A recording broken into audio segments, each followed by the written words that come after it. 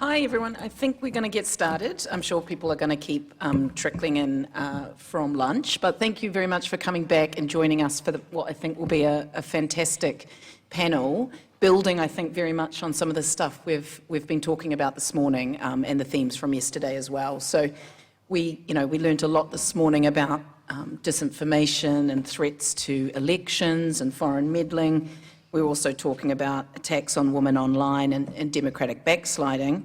I'm delighted that we have a panel here of people who are trying to work on solutions and how we can address these things. And we can't expect them to solve all our problems, of course, but we maybe have some ideas about how states can be responding, how the MFC can do work in this space, how media support organisations and news organisations are kind of seeing these challenges and where they think more needs to be done. So couldn't be more timely or important. And we're particularly thinking a little bit about local news, which we know from the research is one of the most trusted forms of journalism that there is out there, and so has been kind of identified as perhaps a very crucial and critical response to the challenges for disinformation, and particularly timely in the UK right now, while we're thinking about the lead up to local elections and how disinformation and news that people can trust might play a really crucial role in. I think there was a pretty big moment this morning when they were talking about, Trump begetting Farage in this country, and that stuck with me, and I think in the lead up to local elections in the context of disinformation, that's kind of fore of mind. And then of course media literacy, something we've been talking about for a while, but is it like something that we need to be radically rethinking and taking much more bold, radical steps to be embedding in everything we do, to not just kind of educate our citizens, but actually maybe we're starting to think about it as a form of security and defence, something that keeps our countries actually safe. And so some of these really interesting challenges. So I'm going to introduce each panellist before they talk, and they're going to talk for 6 or 7 minutes. And then we're going to have time for a bit of an exchange of ideas up here, and then we will bring you all in for questions at the end. We'll make sure we have time for that. So, delighted our first speaker, Ambassador Katja Perman, who is Ambassador for Human Rights and Disability Inclusion of Finland, also significantly co-chair of the Media Freedom Coalition. She's previously Senior Advisor at UN Women and has served as the Ambassador and Permanent Representative of Finland to the Organisation for Security and Cooperation, amongst many other things. So, delighted to have you here, Katja. Thank you so much and good afternoon. A great pleasure to be here on the second day. Fantastic. Now, let me start by saying that as the co-chair of the Media Freedom Coalition, we advocate for media freedom as part of our foreign and security policy in Finland. Media freedom is, of course, a very important topic for us as per se. But I want to underline that it's fundamentally important part of our security. As our foreign minister has time and again underlined, there is no security without media freedom. Now, media freedom is also a key pillar of a democratic society, and therefore we believe that good skills in media literacy are a very, very important element of participation and inclusion in society. Now, this is why I would really like to dwell upon first on Finland and media literacy. It is actually a key civic skill for us, and it includes the ability to interpret, produce, and critically evaluate various types of media content, such as images, videos, and text. And the secret behind Finland's media literacy lies in I would say long-term media education that starts at a very early age and is integrated into our education system, including adults. The Finnish curriculum includes something called multi-literacy and digital skills, which means interpreting and producing media content. Often it starts with very basic skills for young children, and then it evolves into identifying disinformation, AI, and digital safety. Now, rather than having a class at school on this particular issue, skills are taught across subjects. So this means, for instance, analyzing statistical manipulation in math, then propaganda in history class, and image manipulation in arts. These are just a few examples. Children as young as 3 to 6 years old can receive guidance in kindergarten in evaluating media through play, as well as experimentation. So if you are in the 1st and 2nd grade, so basically 7 or 8 years old in Finland, children will understand the difference between fact and fiction. So under guidance, they divide media content into factual and fictional. They also understand that all media content has been produced by someone, and that different media content has different purposes, such as some of them entertaining, some of them providing information, and so on and so forth. In the middle school, students learn how to analyze fake news, and then at high school level, topics such as digital security and ethical media production are covered. Also, the students will understand the influence of algorithms. So this systemic approach, if I may say so, has focused on building a resilient society and also capable of critically engaging with all forms of media content. And by the way, the content-related media literacy has been part of our education system since 1970s already. So it's not something very new that happened in the past few years.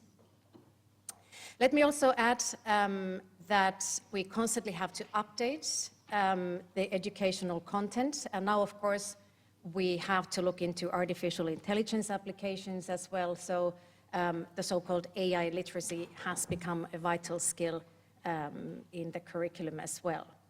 Also, I have to mention that there is a very good collaboration between governments and media organizations in promoting media literacy. And this is very important indeed. We also have a national audiovisual institute in Finland, and it works with schools, public libraries, and different organizations to provide consistent education, also together with our public broadcaster called YLE, which is the BBC of Finland. Furthermore, our public libraries organize workshops on media literacy, and we also have digital literacy training for older adults. Now, the goal of all of this is to strengthen societal participation and safeguard the ability to recognize disinformation. And there's a wealth of disinformation in the social media, as we know, and our geographical location creates, of course, its own challenges, as you might imagine. So in the end, media literacy is not just an educational program. It is also about democratic defense. It's also about societal safeguard and civic commitment. And one can say perhaps that media literacy has become a strategic requirement for democratic resilience in our case. We also talked about, prior to this discussion, we talked about young people in Finland. There were a lot of questions yesterday from some of the students, and perhaps I can add that according to a recent survey by the Finnish News Media Association, young people in Finland are following the news more than before. And the following is very interesting. More young people than before reported that they avoid certain subjects. More than 40% of girls and just under 30% of boys said that they avoid topics related to war and crisis because this causes anxiety and fear among many young people. So according to this survey, young people are most interested in news connected to their own lives, and there's also growing interest in following local news. At the same time, interest in major current events, whether in Finland or abroad, this particular part is declining among young people. So basically, when the world is in such a turmoil, the interest clearly lies in topics concerning one's own life and hometown, because this can provide a sense of security amidst crisis reporting.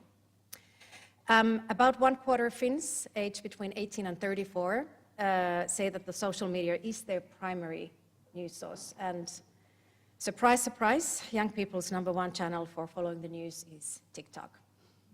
At the same time, traditional media maintains a strong position, especially among older age groups, and this is a very good reminder for us in Finland that audiences' needs are increasingly diverse for us.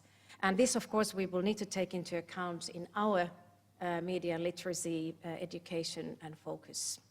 But thank you so much. Perhaps this is enough at this point. Yeah, fantastic. Thank you for kicking us off. We're now going to turn to Mira Selva, who's the Chief Executive of Internews Europe, which many of you will know, of course, but is a not-for-profit organisation supporting independent media in over 100 countries.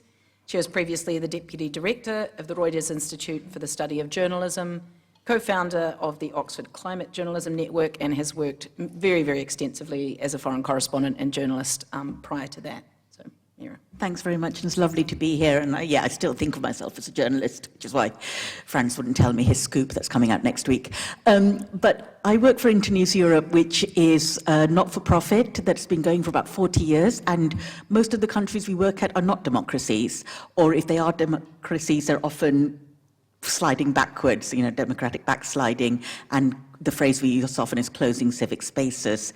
So we do a lot of work with journalists, talk about journalism, but recognize that while it's vital for democracy, it's really vital for people everywhere, even people who are not in systems that we would recognize as democratic.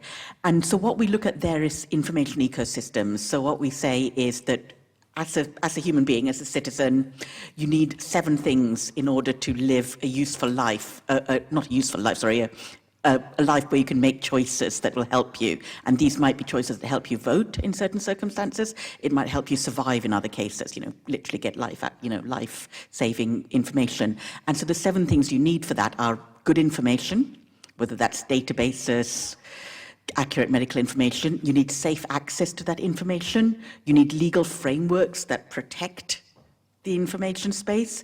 You need a plurality of information providers, and this is really vital. We're going to go and talk a little bit about the attacks on women, the attacks on minority in the digital space, because cutting away this plurality basically means that citizens don't end up getting the information they need that's relevant to them. You need the safety of these information providers, and this is something we've added in recent years. We're not a journalism safety organization. We don't advocate for individual journalists who've been imprisoned or jailed the way the CPJ does, for example. But what we found is that there is such a concerted, deliberate attack on journalists and information providers that you need to bring this into the kind of wider framework. You also need critical thinking, which is where the media literacy piece works in. And the final one, which is, the 7th part, but vital, is a sustainable media sector. So the media is there and it is important, but it is by no means the only thing that's needed here, and it's not the thing that can save democracies. Journalism by itself will not save democracies. It won't create an information ecosystem. It'll only work if it has these pillars around it as well.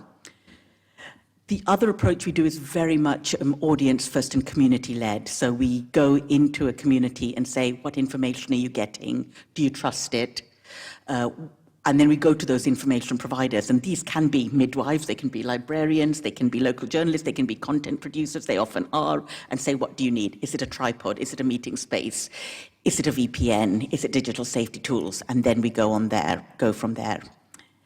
The third point that we have, third part of our approach, which is really vital here, is that we have a lot of technology programs, and they were all started from the point of keeping women safe in the digital public space. So our entire technology programming began with a recognition a few decades ago that this space is not safe for women, it's not protecting women, and long before women even come under attack, they're just not entering the space at all because it feels like it's not for them. So bringing them into the space and then ensuring there are tools, there are packages to keep them safe, ensuring there's a community and a network so people can speak about this. And what we have now is significant female participation in the digital space. It's seen as the norm. It's not seen as the exception. We're seeing, Julie's report and so on about saying the attacks are growing and they're real, but it is crucial to ensure that it's seen as completely normal that women are in this space and that they're allowed to be there, and we really build on that. My organisation gets funding mainly from European donors, actually exclusively from European donors. It's the European Union, but it's also governments like CEDA, the FCDO, and private philanthropies in Europe. We got no USAID funding, but our sister organisation, Internews Network, which is based in the US, did till last year, and they were one of the biggest in the world at the time, about this time last year. And then there was a very rapid, dramatic falling away in USAID funding into the media space, which I think everyone here is aware of. And I've spoken about this in the past, and I think that it's going to have two impacts. Firstly, several outlets around the world are going to die. They're going to close. They are closing. Many of them are bleeding silently because they've lost all this funding, and they're not really speaking about it because they don't want to talk about receiving foreign aid as part of a development strategy, or just because there's no one listening. They talk, but no one's listening. And we're also then seeing a kind of concerted influx of content influence from other players, from Turkey, from Russia and China, into these spaces, into the media spaces, and also into the digital spaces. European donors have stepped up in certain parts of the world. So Ukraine, Central Asia is seen as a priority for European donors, and we are seeing projects there, but many parts of the world, including sub-Saharan Africa, are just losing donors. And it always seems really heartbreaking because I feel like that's sometimes where the best journalism is happening. There are kind of incredible digital outlets, incredible young journalists in young continents, really trying to make a difference with governments that are, sometimes receptive to change and sometimes not. And really, if I feel like, all I want to really do at Internews is ensure that this support keeps getting out there. So what we're doing now is trying to figure out how do you do this work with much less money, with a different donor space.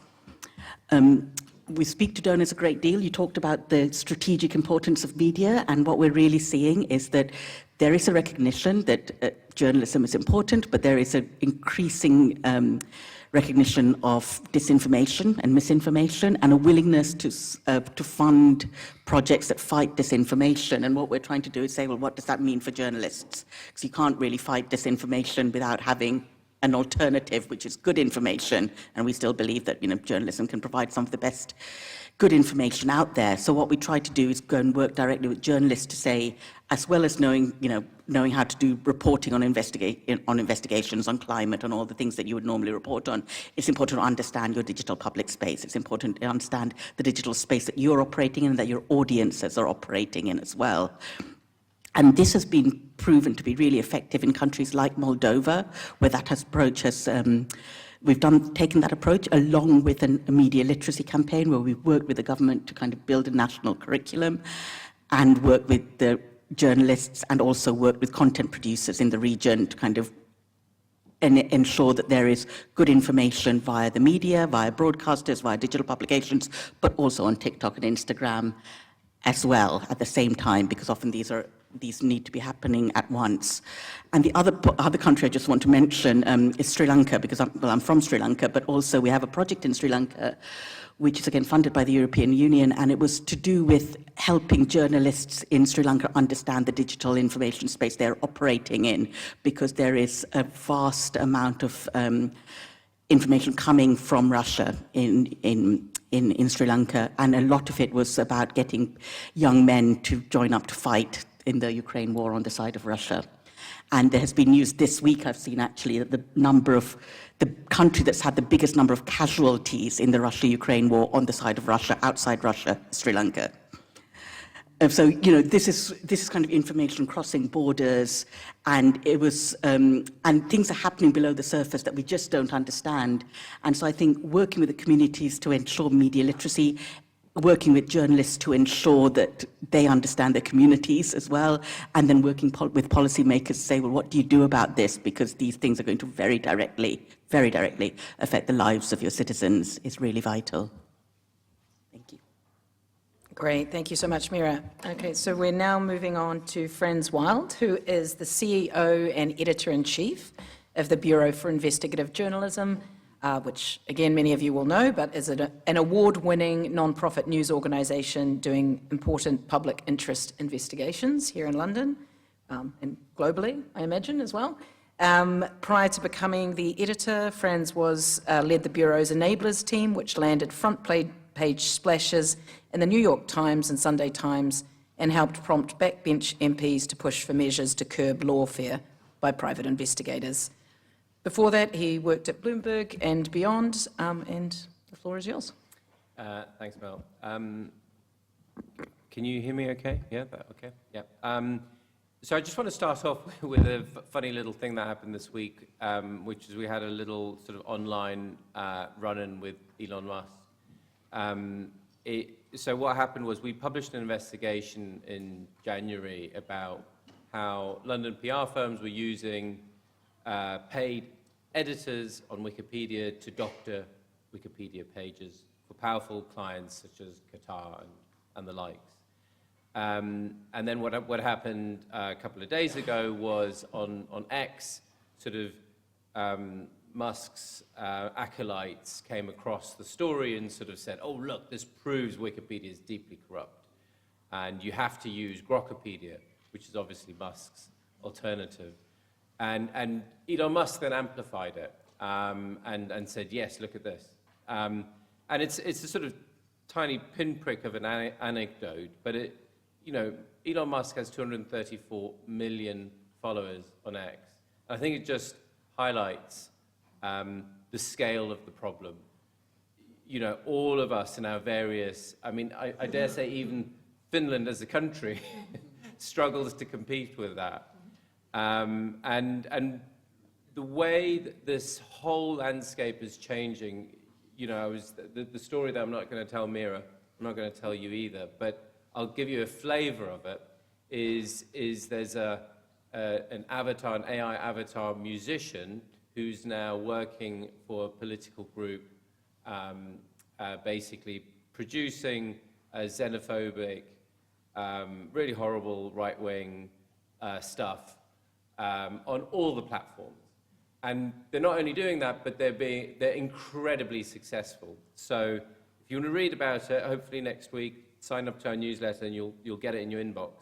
But we think it's the first case where this is kind of actively being used by a political group for campaigning. And this is, we're 2 months away from local elections. This is the game. And again, this is getting millions of views. It's not kind of small stuff. So at the same time, we have a sort of collapse in trust. So I think according to the Reuters Institute report, recently I think trust in media is down 15 percentage points the last decade, which is huge, right? And I mean, a lot of our readers that we talk to, we ask them, well, what news organizations do you believe? What news organizations do you follow? And they will cite things like the BBC or the Guardian, and they'll say, but you know what? We don't actually trust them.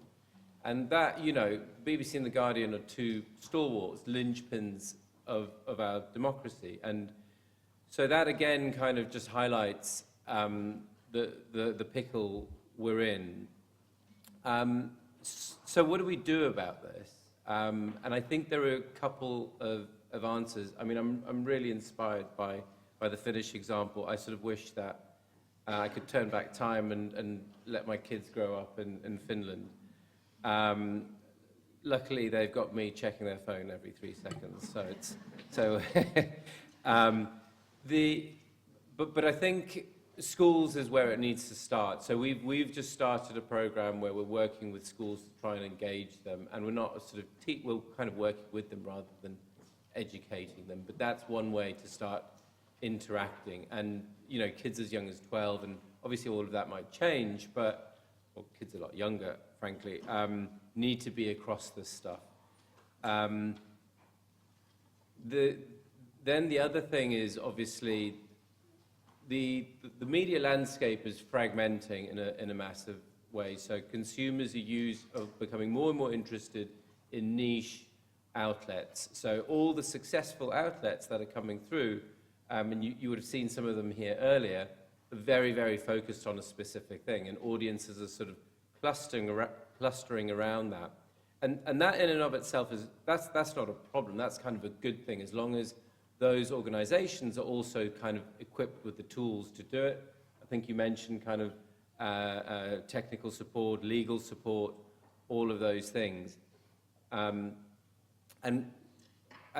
local media plays a huge part in that, because as much as everyone is absorbed in this online world, we're all also looking, we want to kind of come back to reality and seek physical community. And you can see that the outlets that are giving that sense of community, where either virtual or in person, you know, organizations doing events and real world stuff are quite successful. Those organizations are flourishing, and that kind of also comes onto the local point, because obviously if you're focused around a city or a location, you're far more able to kind of engender that sense of community.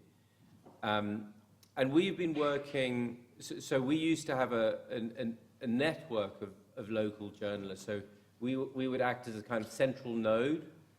We had all these Slack channels. We had 1,500 different local journalists around the country who would participate. They would bring ideas, but they would also take ideas from us. And we would generate investigations that had a national relevance, but were peculiar to each part of the country as well. And we would kind of all publish them in sync and coordinate, and each outlet would get its own version of the story.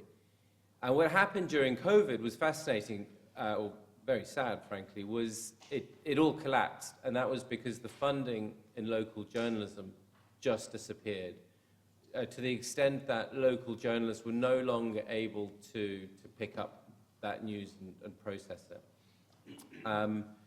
So the response to that, we're kind of trying to reinvent the whole thing. And what we've now started doing is working with individual communities. So that could be sort of thematic communities or local communities.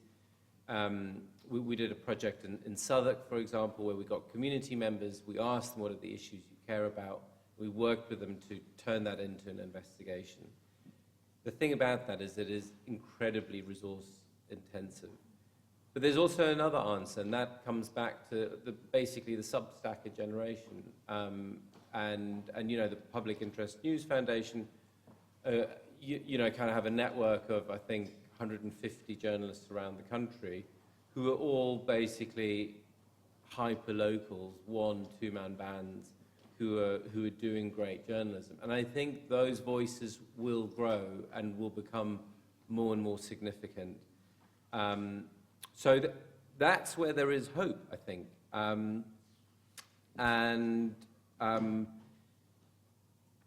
Yeah, and I think, and that's also kind of what we're trying to do fundamentally, is to build a community around our journalism, to show, you know, for example, the fact that we fact check all of our work, the fact that we can kind of really show the kind of rigor that's behind it. I think, I think there's a huge amount of potential behind regrowing the authentic market. Then there's a final thing, which is, this is a public good, right? Journalism is a public good, and it does need investment that is not only commercial investment. And I think you see that in countries like Finland, but also other European countries, where there's significant government investment.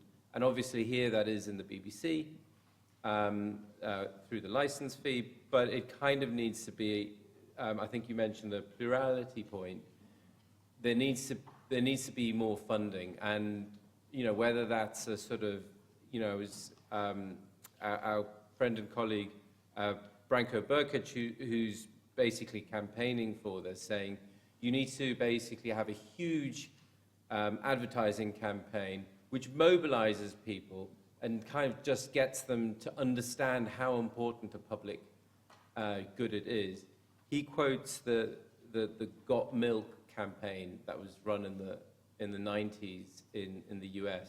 So milk consumption, I'm not wanting to discuss the benefits of milk, but at the time, milk consumption had dropped dramatically in the US, and the milk industry was not happy, but they basically advertised the hell out of it, came up with a brilliant campaign, and pushed milk consumption in California up by 8% within a year. So you can kind of see, I think there's this notion that it can only be market-driven. I think this is a far bigger problem for it to be only market-driven.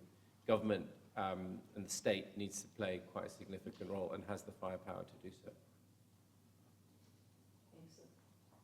Great, thank you very much, friends. And our last speaker, Dr. Rebecca Whittington, is the online safety editor for Reach PLC, which is the UK's largest commercial news publisher, with more than 60 local news titles alongside national brands, including the Mirror and the Express. She was appointed into this role, which is the first of its kind, established in the UK to protect journalists from online harassment and harm. So very relevant to what we're talking about here today. And I should say Rebecca is also, we are delighted to say, on the advisory board of our new Centre for Journalism and Democracy. So, very welcome. Thank you. Can you all hear me okay, hopefully? Yeah, I mean, so much of what I'm going to talk about, it has resonance in what's just been talked about as well. I kind of want to give you a little bit of a going back in history slightly, not very far, but in 2020, my PhD thesis actually, which focused on digital tools and how they impacted on news production processes at local newspapers in the UK, and how that affected things like journalistic identity, but also brand identity, and also the jurisdiction of news in the UK and further. It identified real challenges of digital divergence within these legacy print newsrooms. So essentially, commercial news models were divided by internal structures which saw journalists who produced the bread and butter, grassroots, local news, specialism, you know, we're thinking like health reporting or council reporting, that kind of thing.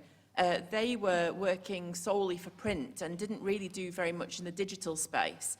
And then there were also people who were working in digital, you know, development and kind of looking at social media, looking at how we could make more of our websites, etc. And they were working on the kind of viral, clickable content that maybe didn't have that local relevance to those local, geographically connected news audiences. So this division occurred kind of over time. It's an organic change. You know, news is always changing. We have to try things. Sometimes they work, sometimes they don't. And I'm not saying that this didn't work at all, but what did happen was that the lack of kind of digital skills or incentive for some of those specialist journalists to actually kind of be online meant that the news they were producing kind of really retained itself in print, and when it went online, it didn't necessarily get the same treatment that some of the more clickable, viral kind of stories would get. So it meant that they never really had much of a chance to thrive and grow, partly because the audience wasn't engaging, but then that was part of the problem, you know, that it was causing its own problem, basically. It was eating its own tail. So the outcome of this was that there was a real lack of kind of meaningful audience security when, from a local geographical sense, when online products grew in commercial news organisations in the UK, looking specifically at local news. And that meant that there was a decreasing kind of usefulness or relevance to those local geographically connected audiences, which meant that there was a real dilution in brand identity and recognition and the importance and value of those local news brands within those geographically connected areas. So, not to harp on too much, but the thesis essentially identified that there was a need for local news to be given the same treatment that was being given to engagement type content online, and that would be a way to break the cycle and grow a loyal, connected audience that had meaning. You know, the news that was going out had meaning to that audience, which would mean that they would come back again and again, and that trust would remain in online spaces in the way that had happened with print audiences. So my thesis identified that. It's been identified within news greatly so since. But the pace of change has obviously been quite slow, and we have had things like the pandemic to contend with as well. So if we fast forward to now, that need to provide unique news stories is really being recognised across news industry, so not just in local news, also in national news as well, not just commercial, but in publicly funded news like the BBC. And there's a real solid recognition in all quarters that the way to do this is connecting online audiences with local news that is meaningful to them in that kind of geographically connected sense, and is meaningful to them as local consumers within the news ecosystem. So increasingly, that insider information, because it is insider information, there is usually only one journalist in court in a local courtroom. There's usually only one journalist in the council quarters. You do get that insider information that you don't get from those national or wider perspectives. And that is being recognised now as offering real value to audiences by local news titles, and it's a way to keep the business model thriving. But unfortunately, the challenges now are all so far greater than they were even in 2020. So the business model of commercial news is ever more unstable. The reliance on third-party platforms, so things like social media and Google, has really dictated the successes of commercial news in the way that it has grown in its business models. And not only that, but at the moment we're seeing AI overviews essentially scraping and stealing information and giving it to audiences completely free of charge at the top of the screen, so that audiences aren't even clicking through onto our websites and apps anymore. When I say our, I'm talking about this being an industry issue online, not just reach. So the saturation of information, the methods of information sharing, the news fatigue that we see Reuters covering, you know, when we think about trust in news, there's also a fatigue in the relentless news cycle and the way that people are being fed very negative information online. The mistrust in journalism, which stemmed from the Leveson inquiry, but then has been popularised since, not only by elected leaders in the US, but also the UK, both at national and local levels. The brand dilution that I mentioned, and audiences just don't know who or what to trust anymore. So these gaps also have been opened up further by restructures. The business model's really suffered. It's meant that journalism, it's difficult to sustain, to make it wash its own face, as we say in the industry. And those gaps that are opening up by closures, by restructures, are then filled by noisy pseudo-journalists and commentators who quite often cause further damage to trust in our industry by spreading disinformation or trying to gain power or trying to set agendas. In local communities, this is happening, and often they're doing this for the price of a coffee or less. So you'll see on there, sponsor me for the price of a coffee, pay me for my work, and actually I'm going to give you all this information that's actually not trustworthy. So the challenges to journalists as well individually have also increased. So online and in-person abuse is commonplace, I would say. Most of it's absolutely mindless, but it is utterly exhausting if you work in the industry and this is what your daily work looks like. It's difficult to get the job done in a when you day in, day out, getting abused online, attacked and belittled for the work that you do. And not all media freedom threats take place on the world stage. So let me be really clear about that. Actually, in fact, many attacks take place in very quiet corners of the, you know, I'm thinking about it from a UK perspective. I'm thinking about it from, you know, small villages outside of Manchester, for example. The threats to media freedom in those kinds of areas is absolutely palpable. So keeping attention from a global stage, from internationally, but also nationally, on how abuse, defamation, legal and physical threats, doxing, so the misuse of personal information, sexual harassment and misogyny, hateful rhetoric seen daily by journalists has an impact on how the wider problem of how information is shared and promoted within local areas, and that feeding into our wider democratic processes. It's a real challenge. So all of this being just part of the job was a mantra that was heard in industry quite considerably over far too long. And it is one of the greatest challenges is now protecting and supporting local news journalists who cover these difficult stories at grassroots levels. So shining a light on what their local elected councillors are doing, for example, or the people who are contending for those roles. That can be exceptionally challenging in some areas, and it can be really mean and backhanded, and there can be some real nasty stuff that comes out of it. But when the abuse is also being delivered by people who remain anonymous online, but could well be shopping in the same supermarket aisle as you, as a journalist, or on the school run alongside you, journalists are being threatened in this kind of way, and they are looking over their shoulders in the school playground. So in the past year at Reach, we saw a doubling of online abuse and threats to our staff. Some of these cases involved things like reputational smearing, by elected members, no less, or anonymous accounts, and they went hand in hand with journalists sometimes being blocked access from councils, from council press releases, council press rooms, and anonymous and reputational smearing was the reason that was often given for being blocked as well. So it's a really serious situation, which has been challenged whenever it's occurred for journalists working for Reach, and has so far successfully been overturned every time to date. But that's not without work, and a lot of resource goes into that.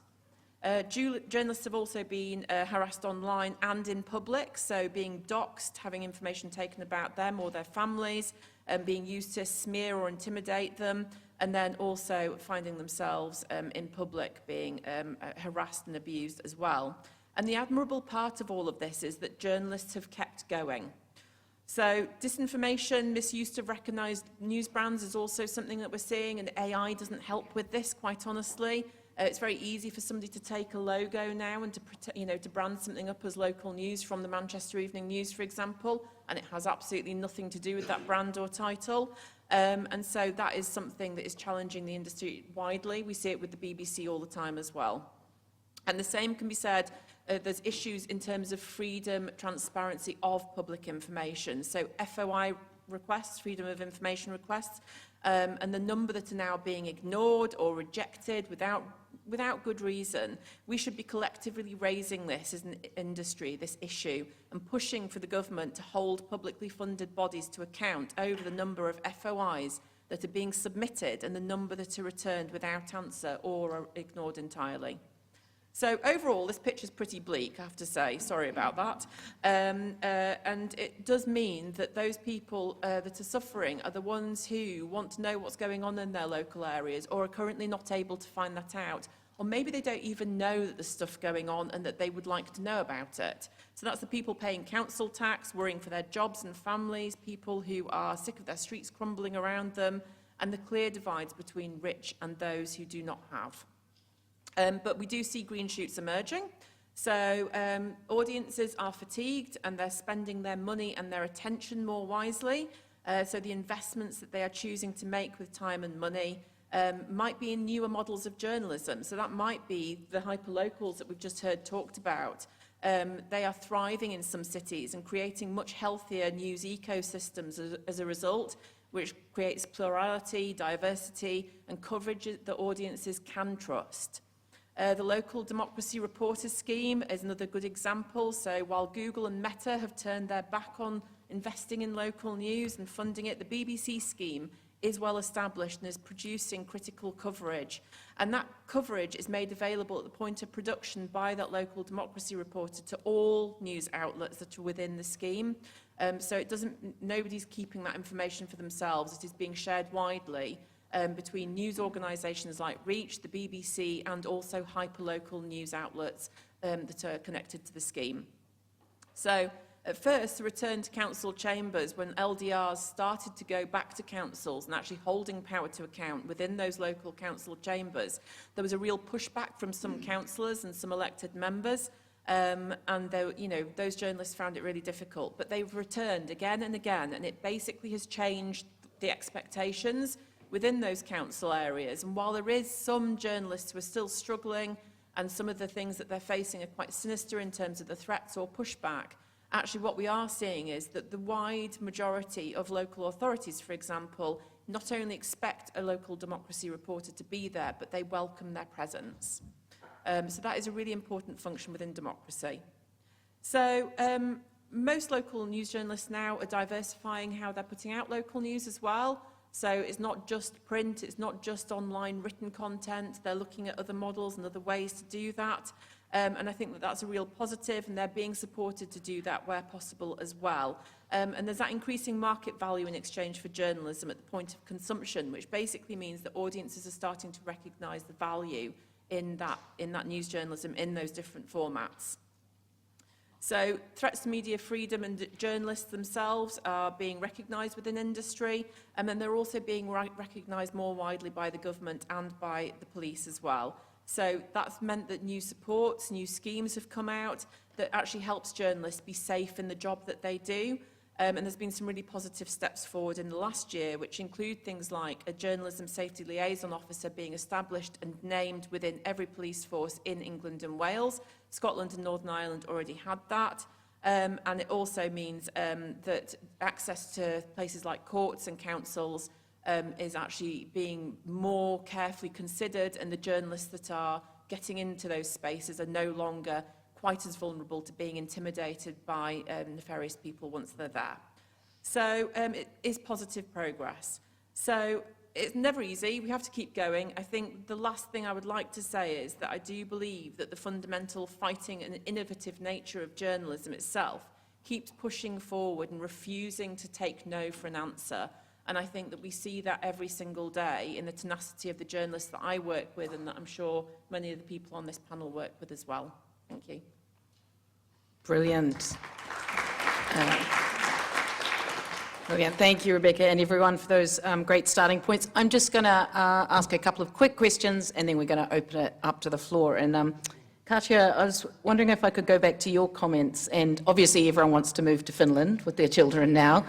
I wonder what we can learn from Finland, you know, for other countries outside Finland. And I'm wondering also, this is something, I'm from New Zealand, which is a bit smaller, but not dissimilar. People often say, oh, it's easy to do that in New Zealand, you're so small, or like it's, you know, can we scale up what we're seeing in Finland to other countries? And obviously you also already have a very educated population, you have quite high media literacy, media consumption rates already, like, what can we learn from Finland, and how can we get other countries to do more as well? I think a very short answer is education. If it's integrated in the education, you can't really avoid it, you know, just sort of ignore the fact. And it doesn't have to be something very, you know, difficult, or it's very, very simple, in fact. And I've seen it in practice, and it sort of comes naturally, when children are growing up. So I think that's the way, and it's very easy. It doesn't cost that much. So, you know, I think that's the way. But also, I think what has been very, very good so far, at least, but that can change, is that we do encourage people to have critical conversations. That has clearly, I've seen it as well, and I'm sure that my colleagues here will agree that the media landscape, I mean, the way people talk has changed quite a bit, because we used to be very open for critical discussions, and, you know, even we have in politics, we have different parties in government and all of that. So we are used to, you know, share different opinions. But that has changed a bit. So it's more sort of black and white nowadays, and that's a worrying trend, of course. But again, education, education, and education. Can I just ask a very quick follow-up on that? Is it part of the kind of conversation in Finland? It seems to me in the conversations we're having in this forum, and so we're increasingly talking about defence and national security. Is that a big part of the political conversation around media literacy as well? Absolutely, and more in recent years. I mean, due to, as I said, due to our geographical location, as you might understand. So definitely it's part of the conversation, and good so. And I wanted to pick up, I know a few of you have worked very specifically looking at issues around gender and women under attack, and we had a very powerful presentation from my colleague Julie Passetti earlier today, presenting the kind of these latest results about rates of attack on women journalists and how they're escalating and tipping over into kind of physical harm as well. I wonder if any of you want to comment on this. I know Mira and Rebecca, you've especially worked on this. You might have two friends, and I don't know. But I wonder if you've seen any initiatives or schemes that are actually successes or any learnings that you've got, Rebecca, from the work you've done about how we can particularly be responding to the threats facing women that are just so shocking, as we've learned. Yeah, so I mean, the research that's been done that Julie will have talked about today, I did some research in the UK that kind of had really similar findings from a couple of years ago. So actually, and that was built on Julie's original research, the chilling as well. So this is a problem that is obviously not going away. I don't actually have any solutions for it, sadly, apart from I would really like to see more women around the table in terms of decision making in government, in big tech. I think that we have a real gender issue there in terms of leadership, and it's not enough to say, oh, well, we'll do better in International Women's Days on Sunday, everybody, so, you know, let's celebrate the ladies. But actually, no, what we need to be doing is getting the women around the table and having the conversations. When AI was talked about a couple of years ago, and there was a business forum, and there was just, everybody was so excited about the potential of AI. And yes, what wonderful opportunities it offers in many ways. But where were the women in those conversations? And I know where they were. They were on the outside of the room saying, hang on a second, what about deepfake? What about all these issues that are facing women? Not just women, by the way, as well. So it's other people too. AI only democratizes opportunity for a certain few, in my opinion. And it is not women, and it's not people of colour, and it's not people who don't have loads of money. So I do think that these are issues that we need to keep raising again and again, and research like Julie's is so important in that sense. In the work that I do, I see it all the time. The misogyny that is experienced by women is very different to the kind of online harm that their male counterparts experience, and it does worry me. And it worries me the way that, you know, that it means that when they're looking over their shoulder in their neighbourhood, they're worrying about a number of different things. So, yeah, I mean, I don't know whether you've got anything to add to that. Sorry, it's not very positive. We have some products for kind of women, female journalists, but also kind of civil rights activists and other women in the civic space. And we have one product called Safe Sisters, which is a kind of set of tools, basically digital safety tools, kind of workbooks, and also kind of help desk numbers, and just basically a set of resources you can reach out to if you're under attack. And I think the value of those are the tools themselves, but also letting women know that they're not alone. So when these attacks come, and they come on your phone, and you're receiving this message, and your colleague next to you on the news desk isn't, that there is kind of a sense that of solidarity. And the other part of this is a lot of the work that we do with women in countries like Afghanistan, where there was complete collapse of the media and then a complete collapse of women's participation in the workforce. But we did look for places where women could still be heard, like radio was one area where we could still continue to support women broadcasting via radio because they were allowed to do that. So it's kind of looking for the ways to keep them in the space and then amplifying their voices elsewhere.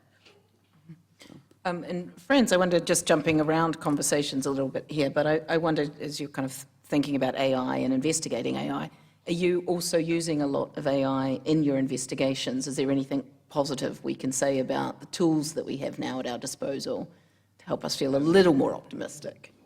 Yeah, I definitely think it's not a world of yes versus no to AI, and journalists who are not taking, there's obviously huge problems with it that need investigating, but also it's a tool you can use. I mean, I'd say it's quite individual to the work that's being done. So there's not kind of one application, and it's very much down to each newsroom and each individual to figure out how best it can help. But it can help, for example, also with profitability and sustainability and distribution. But it can also kind of help with processing of data and analysing data and things like that. So there are a huge number of applications, and I think we're still actually in the early stages of figuring out what the best uses are and sort of getting in the habit of it and becoming more, I guess, kind of AI literate so that we can properly apply it. Just add to that very quickly, because we do a lot of work with AI newsrooms, again, in very resource-poor newsrooms, where AI is a huge benefit. Mm-hmm. If they're given the tools and the training, it can be used to translate into minority languages, create avatars who can then broadcast in different languages to different communities. It can help with absolutely audience metrics and understanding, and kind of and the key thing there is the role we have to play, and the technology companies have to play, is ensure these tools are made available and are widely available and are affordable and not kind of withdrawn suddenly without warning. Mm-hmm. Great, yeah. Okay, we have a few minutes now. We're just going to, hands are shooting on up. Sorry we definitely have at least 10 minutes though, so we can hear a lot. There was particular enthusiasm up here, so maybe we'll start with these. We'll take a batch if we want to take the 3 hands that went up here, and then we'll move across to the middle. Thanks. Thank you. I really like the fact digital tools aren't always promoting democracy, such as X. I want to bring into light, WeChat isn't promoting democracy most of the time. I myself, I come from Hong Kong. I have worked in art and communications, art and culture communications in China, in Hong Kong, as well as in the UK for almost at least 10 years, more than 10 years probably. In recent years, I have been supporting some of the artists and culture workers in the Hong Kong diaspora. The challenge my co-workers are facing is the counter-narrative coming from China. WeChat is a really powerful tool, and it translates Chinese content into English at a time of seconds, and it's pretty accurate a translation. Often on WeChat, we see narrative can go misleading. As an example, Britain has never ruled Hong Kong. It can go as far as this. And a lot of my co-worker working in art and culture, preserving Hong Kong identity and our culture, the Cantonese culture, as well as part of the British colonial legacy, if you like it, are really challenged as well as scared by such counter-narrative. I give you an example. A remainder, someone who remained in Hong Kong and collect a lot of objects from the British colonial period. Now, if he wants to share the story and share his collection, that kind of event has to go underground or really private. Right. Yeah. So, so my question is, how, if there's any tools or any ways to meet this challenge, as a culture worker, as a communicator, as a PR person like me, if there's any way that can help this community to communicate more effectively in a pretty aggressive environment, the narrative. Great, thank you. We'll take a couple more. Hi, thank you so much for this panel. It's really interesting to see the variety. I'm Juliana von Reppe-Bismarck. I run an organization called Lie Detectors, which is the Europe's biggest journalist-driven media literacy organization. You might have heard about. We work a lot with Faktabari in Finland.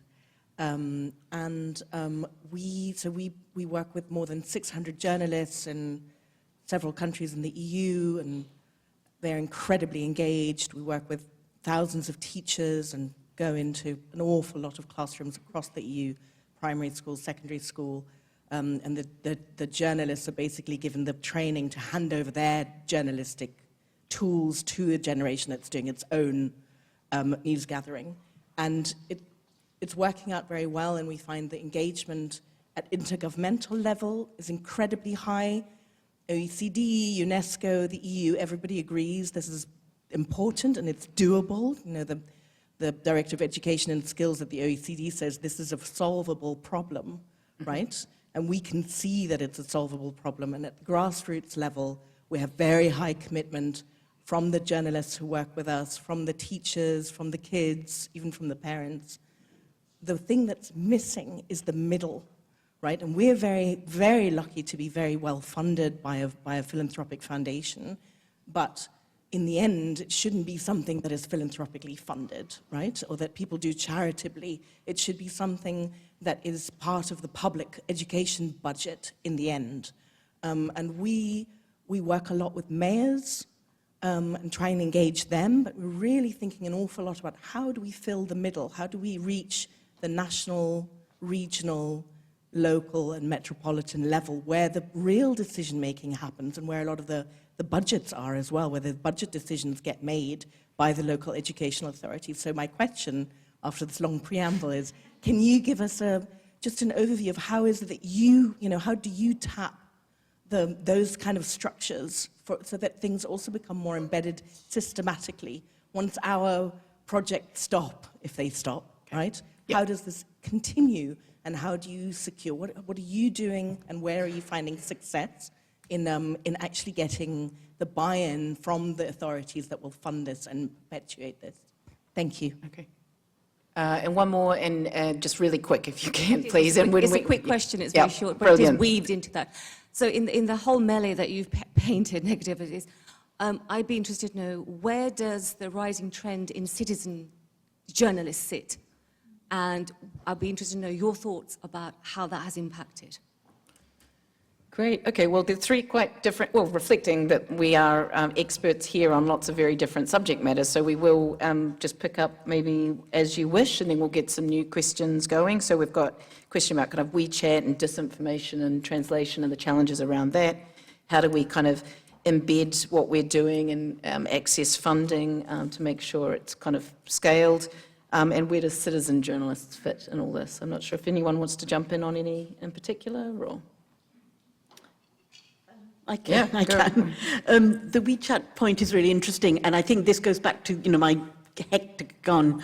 The first thing is good information. So being able to have some kind of tool that directs readers and users to reliable data sets. So your example of the British rule over Hong Kong, if it can be directed to a reliable, trusted data set. And I think this is the problem sometimes in certain countries, is that this information is not easily, openly available in a trusted format. So really building good data sets and good, those good resources is a starting point. And then if WeChat can be persuaded to kind of ensure that there are links to that provided, if that can be embedded in the kind of messaging app somewhere, I think that could be one solution.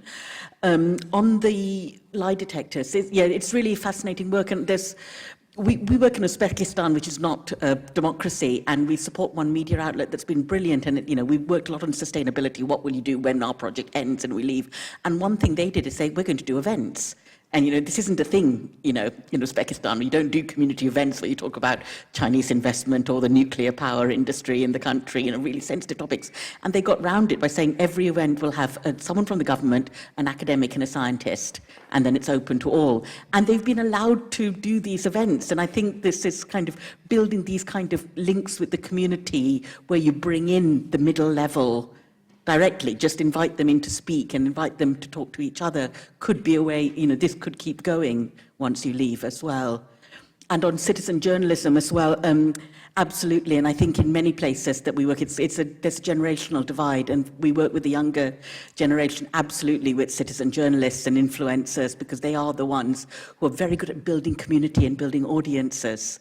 And they can both feed into the journalistic narratives, or they can just be kind of the journalists themselves. They can be the information providers themselves, but again, providing training, security, networks for them is really important. Okay, well, did Mira just answer all three questions? I'm sure there's more to add, but maybe we'll take more just so that we can kind of get more people involved. And please make them as quick as you can, because we're just going to take one more round, and then we'll have time. If we could come, these two guys over on this side, and then we'll come. I'm in Canada right now, I'm on the board of directors of World Press Freedom Canada, and one of the issues for me is the corporate consolidation of local media. And when these big giants fall, they're creating a vacuum. And I guess this question is, mostly for Rebecca. Do large commercial publishers not risk furthering the collapse of local news and press freedom in that regard, by bundling the risk and creating, in collapsing, creating a nationwide vacuum of local news? Great, and maybe you want to start answering that, Rebecca, as it's one to you, while Poppy kind of positions herself for the next question, but why don't you start answering that? Yeah. So are you asking me, just to check, are you asking me, are we risking the collapse of, for example, a large news organisation? Once that disappears, it just leaves big gaping holes everywhere, kind of? I guess like in my interpretation of what I've seen PLC do, which is different than Canadian large commercial publishers, is that they maintain local branding, whereas Canadian commercial local outlets just make like one set corporate branding and remove any sort of like local attachment to those brands. And PLC, like Reach PLC is I find a better example of that. And what is Reach doing to mitigate the risk of creating a vacuum? Okay. I mean, it's a bit difficult for me to answer entirely because obviously I work for Reach, but I am not Reach PLC itself. I mean, I think that, for example, the local democracy reporter scheme that I mentioned is a really good example of, you know, where we're investing in making sure that local democracy reporters can come. They work for us in some parts, in other parts they work for other news organisations. But when they do work for us, obviously, we ensure that we are getting that coverage out, that the coverage is thoughtful, that it is. I'll give London as an example. We've got boroughs in London that are covered by LDRs who will, you know, maybe have 3 London boroughs and they are consistently covering those areas and holding them to account. And Reach, obviously, to ensure that our journalists can do that, we invest in things like safety training, making sure that they're secure online, making sure that they're, you know, not only adhering to what the LDRs need to be doing, but, you know, that we're kind of going above and beyond. And actually, interestingly, we're just, you know, in the last 6 months, launched a women's LDR network that's for any woman who is an LDR. They don't have to work for Reach, that basically ensures that women are getting the additional support that they need. So actually, it's a little bit like the peer support network that Mira spoke about. So we're doing those kinds of things. I mean, obviously, the challenges that Reach faces are challenges that any commercial news organisation faces, and I think retaining our brand identity and making sure that it's recognisable and that the journalism that we produce for those different areas is, you know, that those brands are there in a TikTok as much as they are on the masthead. That's really important as well, and that helps in terms of trust and verified news, and making sure that we're as transparent as possible about some of our production processes. And as a PLC, obviously, transparency is something that we are held accountable to more than perhaps some other news organisations.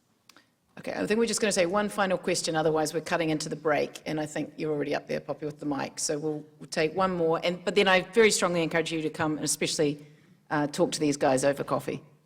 Yeah, so we've talked a lot about like media literacy and how important it is to try and make people more media literate, but how important do you think it is for us to continue to increase our own literacy in media as well? So a lot of the things we've talked about when we talk about AI, for example, we're equating AI and AI companies and bundling them both together as one single bad thing. And it's often saying, you know, AI is bad, AI is scary, AI is terrifying, but it's AI companies that are bad. It's, you know, OpenAI, big companies that are pushing bad faith into these technologies and the way that they are used. How important do you think it is in the language that we use when we talk about these and we develop attitudes and policies and research towards these things, that we're talking about them in a way that we make sure we are being understood in the correct way, and it's not just about informing the public and saying, you need to be more media literate because we all know what media literacy is, we want you to know more, and how important do you think it is us to really check ourselves and say, well, actually, you know, this is new to us as well, so we need to make sure that we are also not meeting in rooms like this and saying, okay, great, you know we can now go tell everyone else, but meet people where they are at as well to inform media literacy on both sides as opposed to just on this side? I guess there's a wider question, maybe, Katya, like, how do you do media literacy education when the technology itself is changing so fast that we ourselves don't necessarily know what it means for audiences in the very near future? I'm sure that colleagues here are more aware of you know, this country's media situation and landscape, but we are struggling with that, of course, as well, and this is why we try to keep up and have that discussion ongoing, because we do have different guidelines for schools, we have teachers educated, we have libraries providing different workshops and all of that, but they need to be updated constantly. And of course, this requires quite a bit of work as well. So we try our best. Of course, we are not perfect, but we at least try. Franz, any final comments on any of the questions or thoughts, reflections to wrap us up? Yeah, I just actually wanted to come back to the point you raised about local outlets, because I think that's a really important one. And I do think we do know that the bigger corporations have fundamentally failed to uphold local journalism in the way to play the role that it has traditionally played. And I think the far more credible alternative is the newer things that are coming up, that are independent. They are very much from the community, tied to the community, and they're running at I think one of the problem is a sort of sustainable cost base, because you can't, some of these communities are just not able to sustain bigger outlets. But luckily, because the economics of it are so, well, the overheads can be very low, it is possible to now have really strong outlets that spring out of the community. And that grow then, like Mill Media is a brilliant example of that. They're doing incredibly well. The question then becomes, how do you ensure that those participants are also kind of upholding the standards that we expect of journalists? And that's not an easy answer, but, we say that. We also have big outlets who are just as guilty of failing journalistic ethics. So that's a kind of wider question. But I think that's where the solutions are. Fantastic. Okay, well, we maybe haven't solved all the problems, but there's one more panel today where I believe we'll just ask them to solve all the problems. So it's now the break until past, and then we're coming back in here for the kind of final presentation and session. But thank you. Join me in thanking our panelists here today.